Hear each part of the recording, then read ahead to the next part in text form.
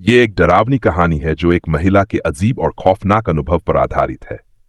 कहानी भूतिया हवेली। विक्रम और उसकी पत्नी सिमा एक नए शहर में आकर बस गए थे।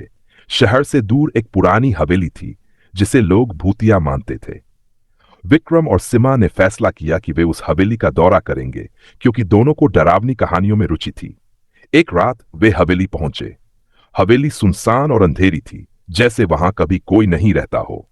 विक्रम ने कहा, आओ हम अंदर चलते हैं, डर के अलावा यहां कुछ नहीं है। सिमा थोड़ी घबराई हुई थी, लेकिन वह विक्रम के साथ अंदर चली गई। जैसे ही वे हवेली के अंदर पहुंचे, एक अजीब सी खामोशी थी।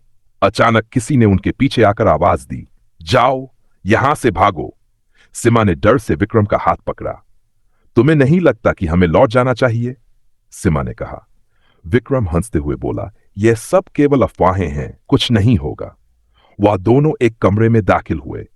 कमरे में एक पुरानी चेयर और एक टूटी हुई मेज पड़ी थी। अचानक कमरे का दरवाजा बंद हो गया। सिमा ने डरते हुए पूछा, क्या तुमने दरवाजा बंद किया? विक्रम ने कहा, नहीं। तभी कमरे की दीवारों से एक आवाज आई, तुम दोनों को यहां नहीं रहना चाहिए। सिमा के होश उड़ गए। वह चिल्लाई, यह क्या था?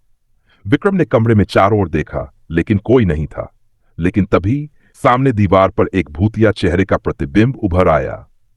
वह चेहरा विक्रम और सिमा को घूर रहा था और उनके शरीर में जैसे एक बर्फ की ठंडक दौड़ गई।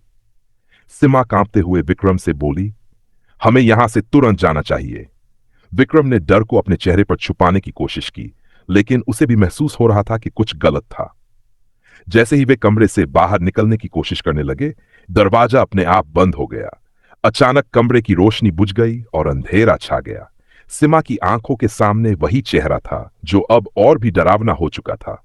वह चेहरे के पास जाने लगी और बोली, कौन हो तुम? तभी उस चेहरे ने कहा, मैं वही हूं जो इस हवेली में शिकार किए गए थे। तुम दोनों का नंबर अब है। सिमा और विक्रम ने बिना किसी वक्त गवाए उस हवेली से भागने का निर्णय लिया। जैसे ही वे हवेली से बाहर पहुंचे, अचानक रोशनी वापस आ गई और हवेली में फिर से सब शांत हो गया। उस दिन के बाद से विक्रम और सिमा ने कभी भी उस हवेली के पास जाने की हिम्मत नहीं की। उन्हें समझ आ गया था कि कुछ स्थानों में गहरे राज छिपे होते हैं और कभी-कभी उन राजों को उजागर करना खतरनाक हो सकता है। भूतिया हवेली बदला। विक्रम और सिमा ने सोचा था कि उनका अनुभव उस हवेली में बस एक बुरा सपना था, लेकिन कुछ महीनों बाद विक्रम की नींद में अजीब सी बातें होने लगीं। वह रात को अक्सर चौंक कर उठ जाता। उसकी आंखों के सामने वही भूतिया चेहरा आता और वह उसे खींचने की कोशिश करता। सिमा को भी अब उस हवेली का खौफ महसूस होने लगा था। उसने विक्रम से कहा, क्या तुम महसूस कर रहे हो? वह कुछ नहीं था, लेकिन अब हमें वह सब साफ दिखाई दे रहा है। एक रात विक्रम ने फैसला किया कि उसे इस रहस्य को हल करना ही होगा। उसने सिमा को बताया, मैं वापस हवेली जाना चाहता हूं। मुझे यह जानना है कि वहां क्या हुआ था और क्यों वह आत्मा हमें परेशान कर रही है। सिमा डरते हुए बोली, तुम पागल हो क्या? हमें कभी वहां नहीं लौटना चाहिए। लेकिन विक्रम का मन ठान चुका था। अगले दिन वह अकेले ही हवेली जाने के लिए निकल पड़ा। हवेली अब और भी खौफनाक लग रही थी, जैसे उस पर किसी काले रहस्य का साया हो। विक्रम ने अंदर प्रवेश किया और जैसे ही वह हवेली में दाखिल हुआ, उसने महसूस किया कि इस बार कुछ अलग था। हवा में एक ठंडी सिहरन थी और कमरे की दीवारों पर एक अजीब सी धुंध छाई हुई थी। विक्रम कमरे की ओर बढ़ते हुए उस स्थान तक पहुंचा जहां उसने पहले उस भूतिया चेहरे को देखा था। वहां उसे पुरानी तस्वीरें मिली, जिनमें एक महिला का चेहरा था जो उसी चेहरे जैसा था जिसे वह अक्सर अपनी आंखों के सामने देखता था।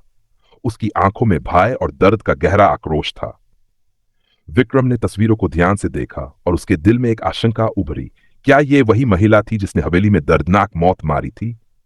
तभी अचानक कमरे की रोशनी बुझ गई और वही खौफनाक चेहरा सामने आ गया। महिला की आवाज गूंजने लगी, तुमने यहां क्या किया? तुम हमारे साथ क्या करोगे? विक्रम ने कहा, मैं तुम्हारी मदद चाहता हूं। मुझे बताओ कि तुम कौन हो और क्यों हमसे बदला ले रहे हो। महिला की आत्मा बोली, मैं यहां मरी नहीं थी। मुझे धोखा दिया गया था। यहां रहने वालों ने मेरी हत्या की और मैंने बदला लेने की कसम खाई। अब तुम मेरे शिकार हो। विक्रम कांपते हुए बोला, मैं तुम्हें शांति देने के लिए यहां आया हूं। तुम अपना बदला ले चुकी हो, अब शांति से जाओ। महिला ने गहरी सांस ली और कहा, तुम समझ गए हो विक्रम, तुम्हारी दया ने मुझे मुक्ति दी है। इसके बाद महिला का चेहरा धीरे धीरे गायब होने लगा और हवेली में एक शांति फैल गई। रोशनी वापस आई और विक्रम ने महसूस किया कि वह जिस भय और दुख के बारे में सोच रहा था वह अब खत्म हो चुका था। विक्रम ने हवेली से बाहर निकलते हुए देखा कि अब वह स्थान पहले की तरह डरावना नहीं था, और जैसे ही वह घर वापस पहुंचा, सीमा ने उसकी आंखों में राहत का भाव देखा। अब हवेली के रहस्यों का बोझ हट चुका था और उनकी जिंदगी में शांति आ गई थी। समाप्त।